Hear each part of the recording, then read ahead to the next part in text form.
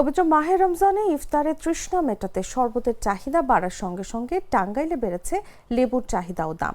মৌসুম না থাকে সরবরাহ তুলনামূলক কম, আর সেই সুযোগে বাজারে লেবুর দাম অস্বাভাবিকভাবে বেড়েছে বলে অভিযোগ ক্রেতাদের। মাত্র এক সপ্তাহের ব্যবধানে লেবুর দাম বেড়েছে দ্বিগুণের বেশি।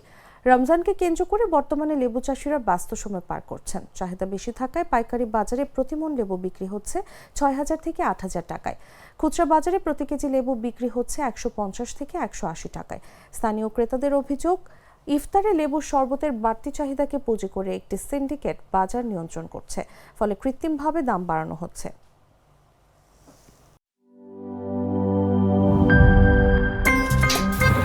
আমার একটা স্মার্ট সিদ্ধান্তে 25% গ্যাসের খরচ কমেছে। ভাবছেন কিভাবে?